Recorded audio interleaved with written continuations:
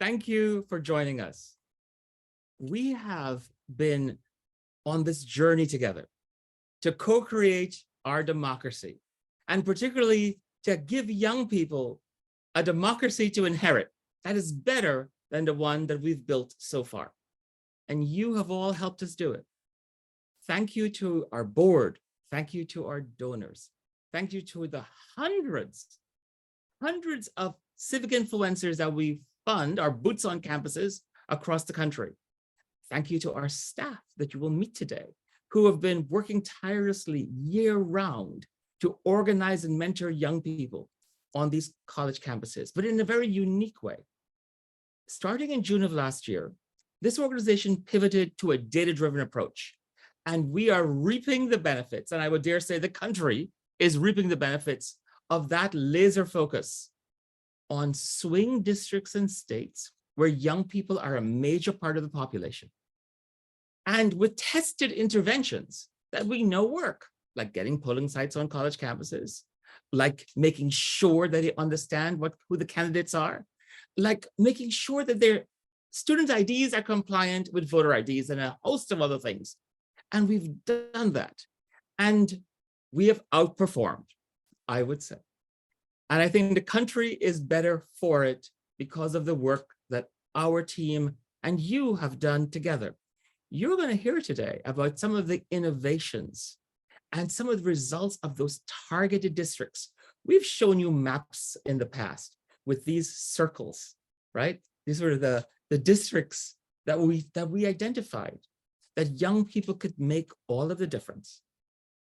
And we identified state races that young people could make all of the difference. And they did. They did it disproportionately.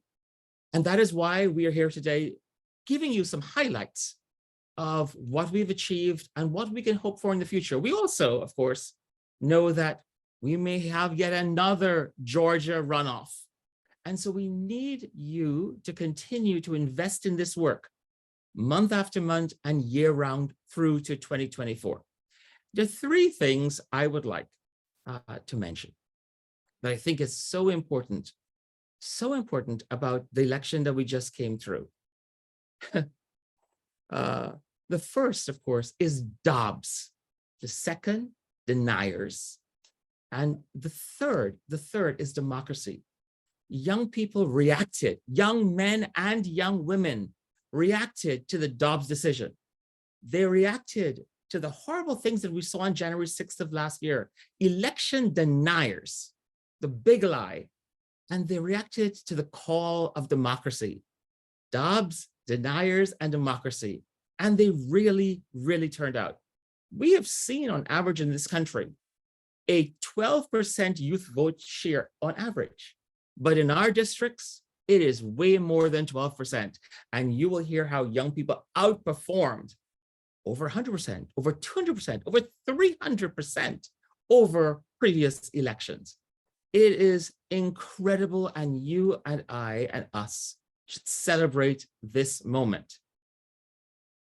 To start us off on this journey, this innovation, this approach that will save our democracy and make it better in the future, let me introduce Patrick Coakley, who is our Chief of Organizing, Advocacy, and Learning.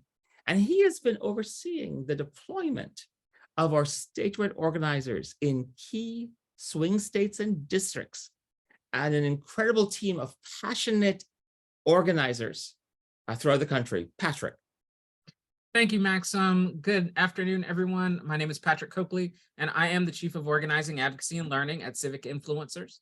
And before we even get too far down the road, I want to first just thank all of our supporters and stakeholders that have really been walking with us as we've been on this journey. This term and the year of 2022 have been very exciting. A lot has been going on, but a lot of the success that we have found wouldn't have happened without the support of all of the stakeholders that believe in civic influencers. One of the interesting things about working with young people is that you're not only sort of changing their mentality about what they can do, you're also showing them that there's a community in which they can exist, be themselves, and also bring about positive change. So every time someone has either lent funds, lent their time, lent their expertise to the organization, we've been able to further build that community for the young people and make it so that when they do take advantage of their civic power and understand how to raise their civic voice, it will be something that isn't a one-time thing, a one-shot deal, but something instead that they will then take with them for the rest of their lives and continue to build that sense of engagement and community. Now, like I said, 2022 has been super exciting. Not only did we conduct our first summer term, meaning that in the summer, rather than sort of taking a year, the time off, we took the time on and really worked with young people in order to give them more educational opportunities and give them more knowledge about how to do civic engagement. We also were preparing them for the midterm elections. Now, right now in our fall term, we're in the midst of the largest term that we've had so far, with 284 civic influencers participating. And it's just super exciting to keep them on board. Now, we have anecdotal data from our boots on the ground on campuses, our civic influencers, and all of the folks that have been working in our states about what happened during the election yesterday. And here are some things that we know so far. Now, first, obviously, some places have been called and some places have not. There's still some races that are in contention, too close to call, or will even be going into runoffs. But a couple things we do know, and one very important thing we know, is that young people turned out in record numbers, and especially in many places. And I think even in Wisconsin, they're reporting that youth voter turnout was more than 300% over the last election. I want to say that youth voter turnout was more than 300% over the last election. Remember, this was a generation that up until about a month ago, we were sort of the only folks out there saying that, young people do care about their communities. Young people are not apathetic. If we give them the tools and resources, they will come to bear and they will change our community. They will save our democracy. And I think last night we saw some real examples of what that engagement means and how much they care. I think another interesting piece was that we also saw Maxwell Frost, the first Gen Z member of Congress, win his race. And interestingly enough, we also gave him the Civic Influencers Power Award this past summer, this past fall. Really a testament, again, to young people caring about their democracy and wanting to be involved.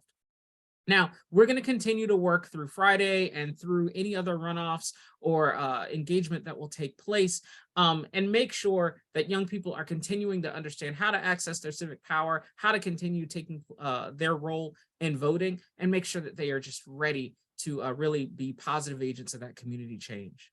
Now, I also want to share with you some of the initial results from an action that we did just leading up to the election. For the first time, in order to make sure that young people had all of the tools that they needed to register to vote, we actually embarked on a text and phone banking program. This was to make sure that we could reach young people where they were on their cell phones, and really make sure that they understood what steps they needed to take in order to be registered, as well as find the information on how to participate in their local districts. With that, I'm pleased to introduce you to Liam Hischelin, our national coordinator, who's going to talk a little bit about the texting and phone banking process that we took on. Liam? Hi, everyone. First off, I want to say good morning, good afternoon. I know it can be hard to come across, but thank you so much. So I just want to thank you all for being on here, for being such incredible supporters of our work. I hope you all know that we couldn't do it without you all. So my name is Liam Hischelin, and I'm the national organizer at Civic Influencers. In addition to having the tremendous honor of working with a great team of statewide organizers who you're about to hear from, and hundreds of civic influencers across the country, I also helped launch our first ever GOTV text banking and phone banking effort to ensure that we left nothing to chance when it came to providing young people with the resources, tools that they needed this election cycle. Thanks to our civic influencers and countless volunteers, which I am seeing countless volunteers on the screen, we're able to conduct 10 major text banking campaigns where nearly 200 volunteers sent almost 150,000 texts. And these are texts to the amazing young people who went out and voted last night, many of them really showing that they believed and wanted to strengthen this democracy. That is amazing. Here at Civic Influencers, we are a data-driven organization, and our team of data scientists are helping us to mobilize the margins by not only showing us what districts will have the highest impact when it comes to youth voter turnout, but also what strategies will be the most effective for mobilizing these voters. It's because of this approach that we expanded our efforts to include both text banking and phone banking this fall.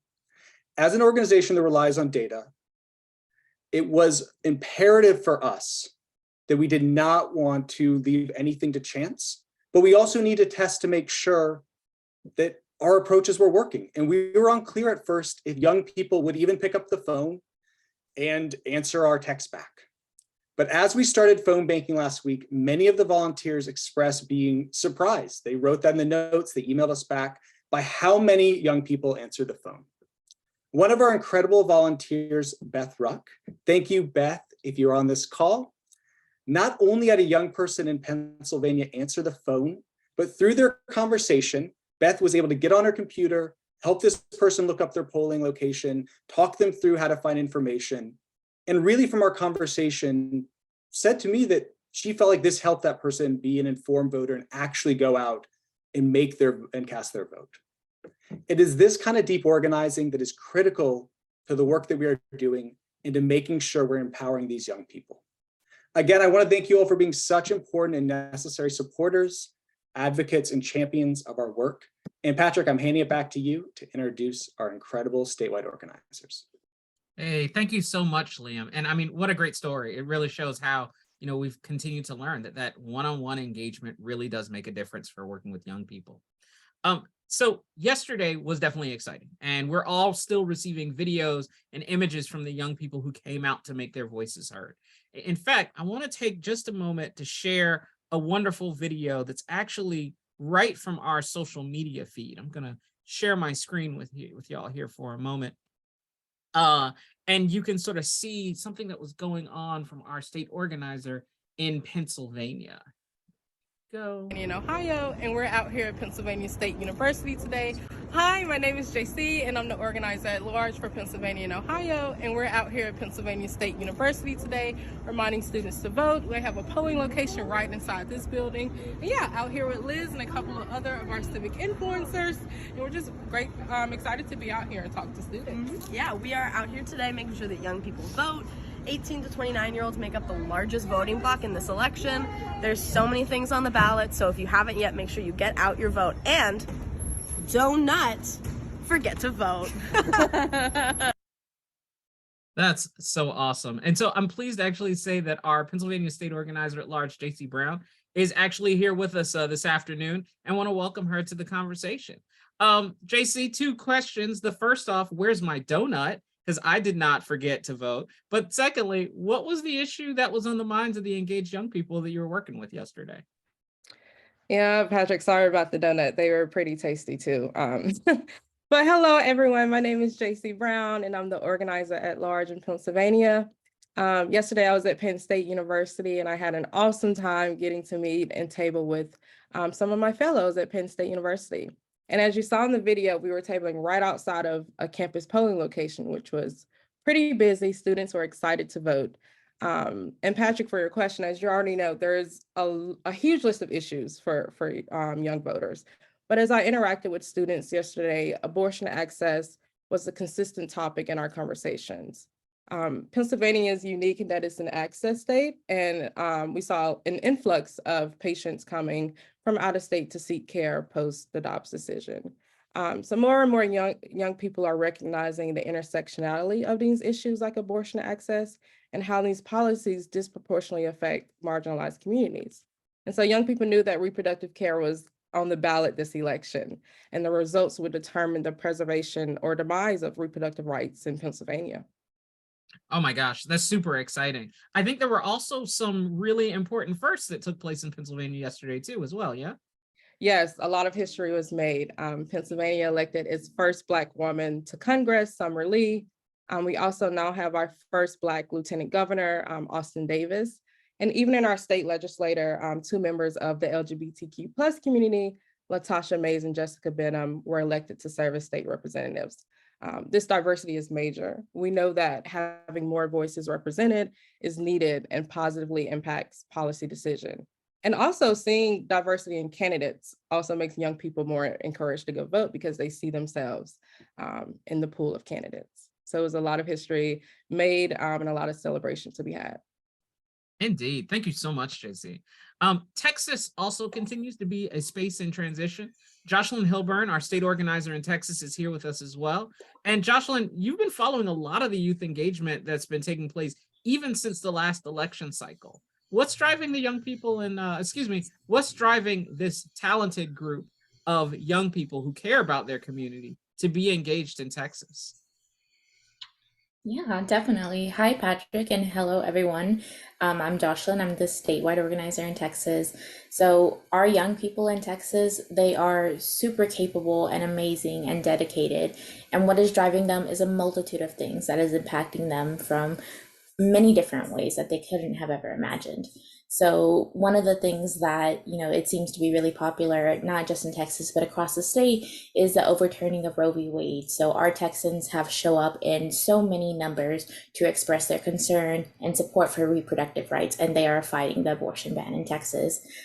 More so as a young person in Texas and as someone who knows many other young Texans, we have experienced way too many public and school shootings that we shouldn't have. And with the more recent school shooting in Uvalde, they have proven to be dedicated to gun reform in their home state and for creating change for future generations. And although there is no red wave in Texas, there are many seats still open and many have been gained. So that is exciting to see as it comes in. And although Texas is still struggling with voter suppression efforts, there is the capacity for real change in Texas that our young folks are creating for the future. That's so exciting. And I'm so excited for the work that you continue to do there on the ground as we see all of that change come to a state that I think we never really expected to change that much. Michael Norris continues to be our stable hand in Florida, a state whose name has sort of become synonymous with some radical ideas. Mike, what's taking place in Florida and how are young people using their civic power there? Thank you, Patrick, and thanks to everyone who's joining us today. I am Mike Norris, and I am the organizer in Florida. Florida continues to be a place where anything can happen and nothing should surprise us. Yesterday in Florida was a day of both some highlights and some horrors. I personally was able to be on 3 college and university campuses in Tallahassee, the state capital. I was at Florida State University, as well as Florida A&M University, one of our historically Black colleges and universities. Both of those 2 institutions are fortunate enough to have on-campus polling locations. And on those campuses, I was able to see and talk to and experience so much enthusiasm from young people who are excited to participate in democracy, excited to vote. I was also on the campus of Tallahassee Community College. Community colleges have been a huge focus at Civic Influencers. And at Tallahassee Community College, there is no on-campus polling location, which is why that community colleges and on-campus locations are going to become a real priority for Civic Influencers moving towards 2024. The issues that were driving young people in Florida yesterday largely arise from the governor's legislative agenda, like the Don't Say Gay bill and the Stop Woke Act. The other issue on the minds of young people in Florida continues to be gun control. And it's actually that issue which I think kind of enabled our greatest highlight of the day. 25-year-old Maxwell Frost won his election yesterday to become the youngest member and the first Gen Z member of Congress. Maxwell's election was the ray of sunshine in an otherwise gloomy day in Florida. The horror of the day was kind of the realization that Miami-Dade County, which had been dependably stable for a long time, has taken a swing in a different direction. And it's going to take a significant effort to swing that county back in the other direction. Patrick, the best part of my job is that I love the conversation I get to have with the brightest and best young people in Florida, many of which want to continue to be civic influencers because of the generosity of the people on this call today. So thank you. Thank you for your support. Thank you for being with us today. Thank you for the opportunity to talk to you. I'm very, very grateful. Thanks a bunch, Mike. And I'm so glad that you mentioned the engagement with historically Black colleges and universities, because also North Carolina has seen some of the most significant student action at these schools, also known as HBCUs, as well as with the other majority institutions where their students have been demanding classes to be closed on election days, as well as asking for greater flexibility to utilize their civic power. Our North Carolina organizer, Anna Cubbage, is here with us. Anna, I know you were also on the ground yesterday. So tell us a little bit about the change that young people are demanding in North Carolina. Thank you, Patrick. Hello, y'all. My name is Anna Cubbage, and I'm the North Carolina statewide organizer here at Civic Influencers. You had the opportunity to see and hear from some of our amazing North Carolina and South Carolina civic influencers in the video that Maxim shared earlier. More North Carolina youth were registered to vote this year than in the 2018 midterm elections. As Patrick mentioned, we are proud to work with youth civic leaders and campus advisors on the campuses of 3 North Carolina historically Black colleges and universities. Those are North Carolina Agricultural and Technical State University, Fayetteville State University, and Elizabeth City State University, as well as Claflin University in South Carolina. Our civic influencers are working hard to mobilize their peers, register voters, provide voter education, advocate for the issues that matter to them, and fight for systemic change, like an election day holiday on the campuses of UNC Asheville, UNC Chapel Hill, and Duke University, campus voting coalitions, on-campus early voting locations, and re-enfranchisement for North Carolinians formerly incarcerated for felonies. Civic influencers are civic leaders on their campuses and in their communities. Yesterday, I was on the campus of Elizabeth City State University outside their on-campus voting location, which also served as the county's only early voting site. And I witnessed the continued engagement and the work to get out the vote and that sense of community and spirit of civic engagement. We identified 2 districts in North Carolina where there was an open seat. One open seat was a seat with a Republican. In one of these districts, we worked with Elizabeth City State University, again, a historically Black university, as well as Wilson Community College. Both of these district seats were won by pro-democracy candidates because young people showed up and participated in the election. Awesome. Anna, the work you're doing is amazing. And, I think all of you have not only spoken to the engagement that you're doing with young people, but I almost have to remind myself that this is in addition to the normal sort of day-to-day work that we do with the civic influencers, just for their own leadership and mentoring and development. Just quickly, how many civic influencers do each of you have in your cohort? JC, how many are in Pennsylvania? Yeah, I have 33 civic influencers, and they are all across the Commonwealth. I have influencers in the Philadelphia area, Pittsburgh, Scranton, and the list continues. Indeed. Jocelyn, how many represent the Lone Star State? In Texas, we have 47 total civic influencers, which 32 of them are students and 15 are community civic influencers, also across the Lone Star State from the Panhandle to South Texas and East and West. Oh my. Mike, how many are in Florida? This fall, we're working with 54 young people from the Panhandle to Miami-Dade. Oh my goodness. And Anna, North Carolina? We're working with 47 civic influencers across North Carolina, as well as in Orangeburg, South Carolina, on the campuses of 15 colleges and universities and in our local communities.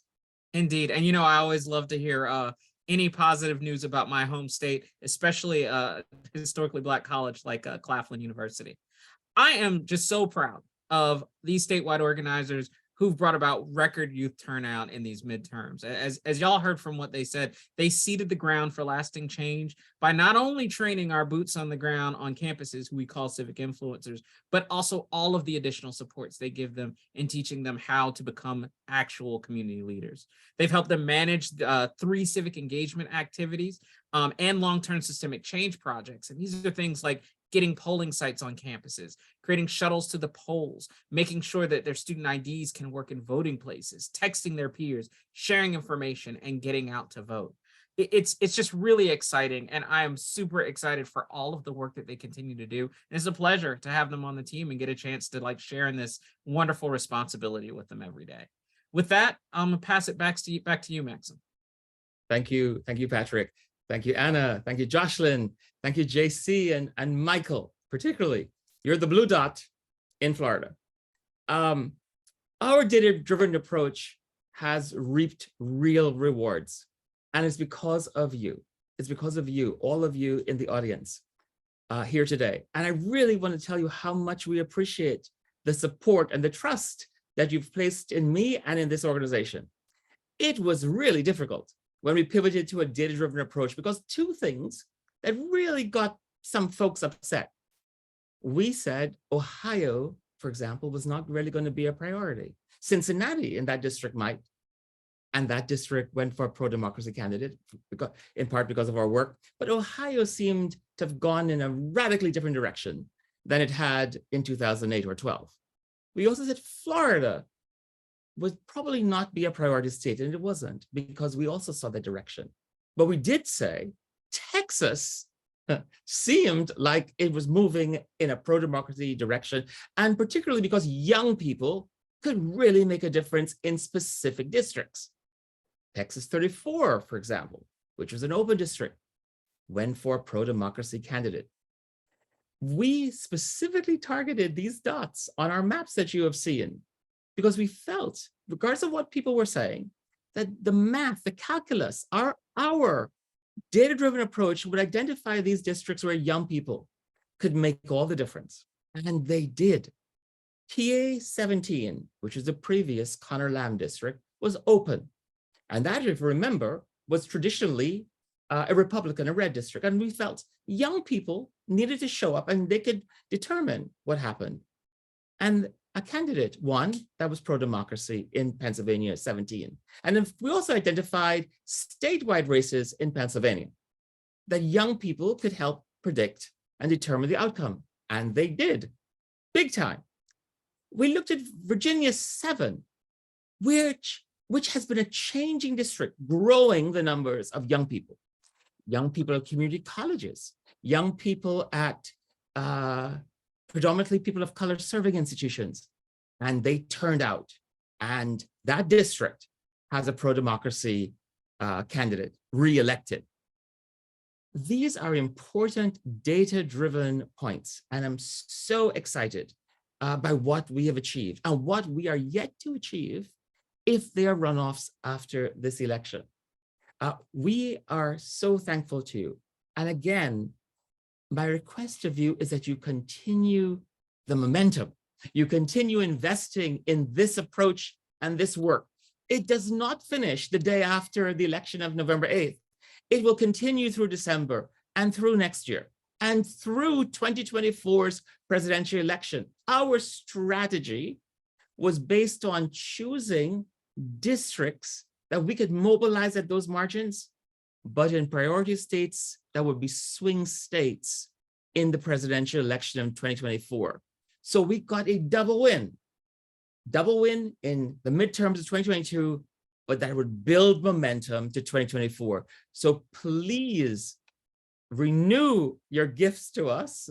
Your donations make this possible. May the exponential increase in civic influencers working on these campuses. When you heard those numbers of civic influencers that each of our statewide organizers were organizing in each state, just keep multiplying that by 2,500 a stipend. Each of those numbers were over 100,000. 100,000. That's not including the texting platform. That's not including the yard signs. And thank you so much, Jim, for funding that for us. Thank you, Rabbi Jan. You know, Rabbi Jan texted me this morning. And I just want to close with this before we go into the question and answer period. She said to me that today is the anniversary of I don't speak German, but Kristallnacht, which is a day that holds personal and collective trauma for Jews. And she says, I don't even want to imagine how that specter would have loomed had the red wave materialized. It hasn't. But I also want to say to you, Jan, this generation, Gen Z, doesn't think in binaries of red or blue. It's the whole ocean. This generation has fluid identities and they're moved by multiple passions. That is what we've been saying. This is not an apathetic generation. This is a generation that is voting their beliefs and their passions. And we saw that yesterday, and we will see that again if you continue to invest in our work. And now I open for questions. Rachel. Yes, thank you, Maxim. We actually have a few questions. I'm going to start with the chat and then I'll move to the other comments that I've been getting. So our first question is from Richard Albert. And Richard, thank you so much for your wonderful comment. We really appreciate it. Richard's question, Maxim, is looking back on your work in the lead up to yesterday's election, how do you evaluate and assess the work that you have done in educating young people and getting them out to vote? Are you satisfied? What help could you and your team, what could have helped you and your team do more? Right. Really great question, Richard. I wish you would come off of mic and have that conversation with me, since you're the professor at University of Texas, Austin, and on our Blue Ribbon Committee. I'm really proud of our work. There's a lot to be done. There's a lot to be done, and a lot to be done in Texas.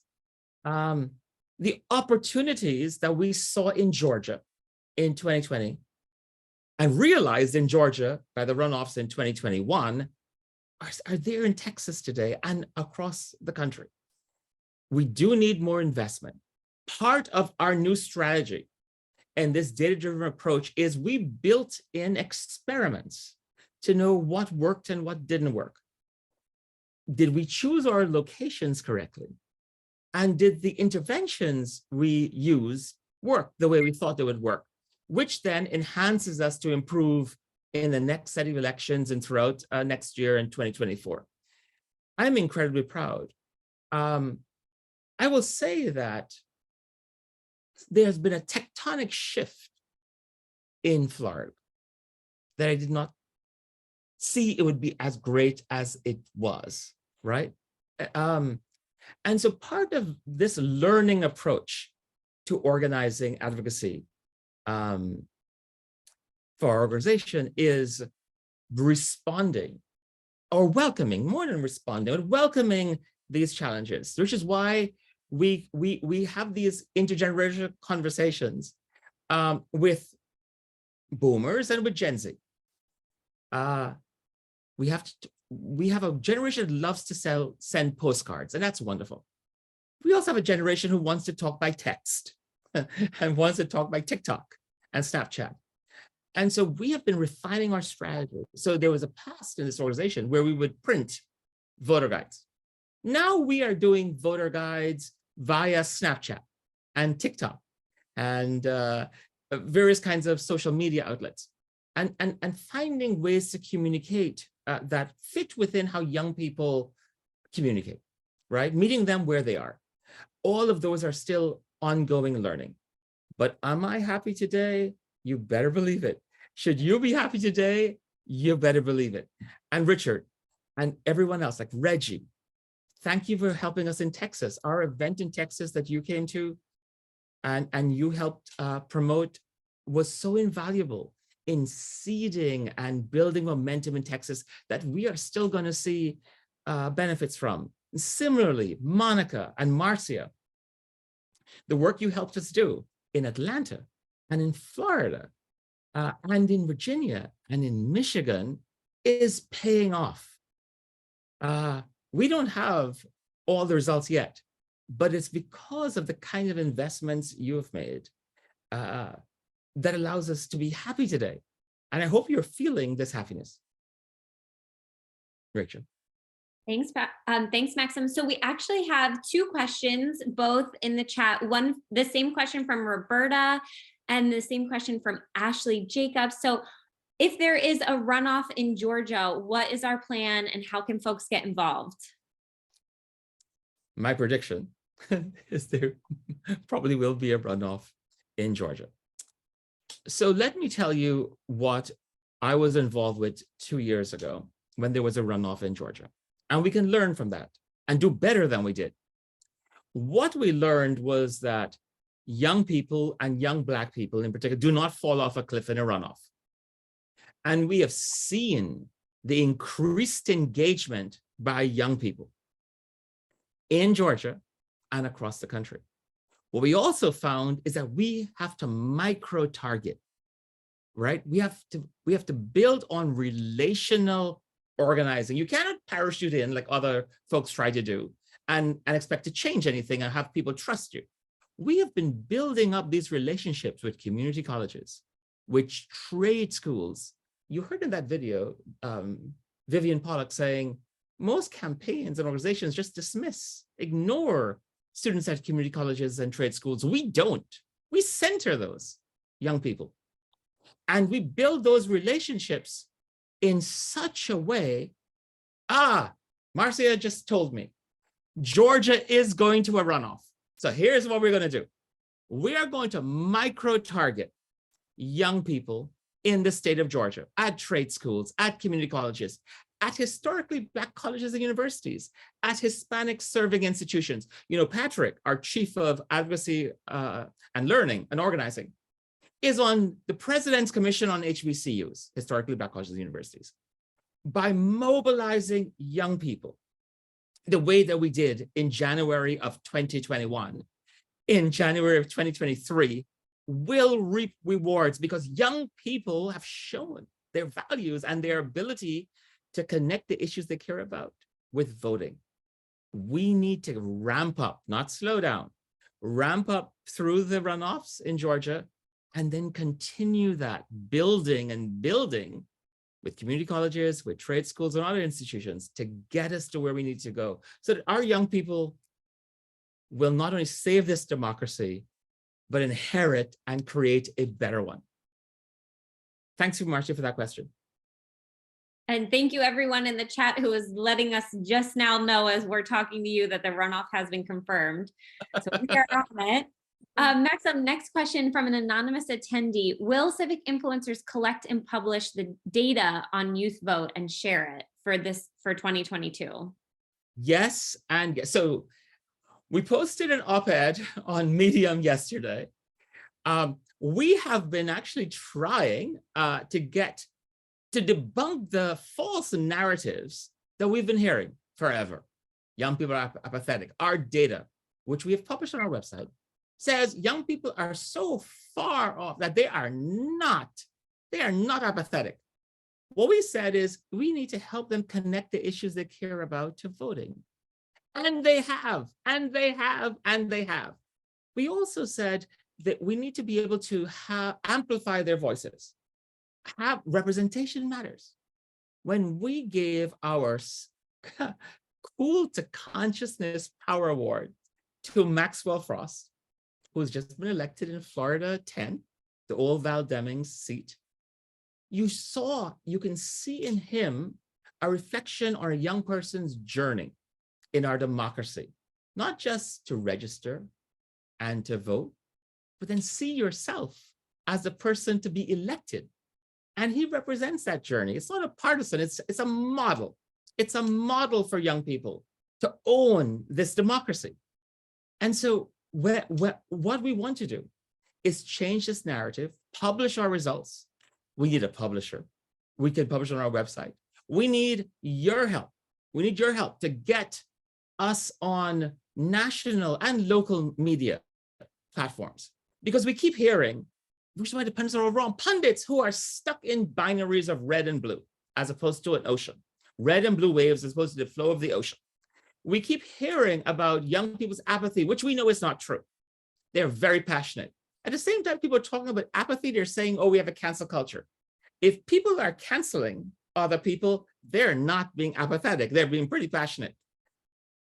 Our work is so important, and the more we get it published, but also the more you invest in us, the more we can do to share the information. A lot of it is anecdotal, but some of it is way beyond anecdotal. We have proofs, and we certainly have proofs from this election that needs to be studied a week from now, we're having a follow-up of this discussion with more data. So it's more rigorous, and that will be on, I think it's on the 16th, right, Rachel? We're planning for the 17th. The 17th. Please come to that. And we actually hope to get resources that allow us to publish and share this.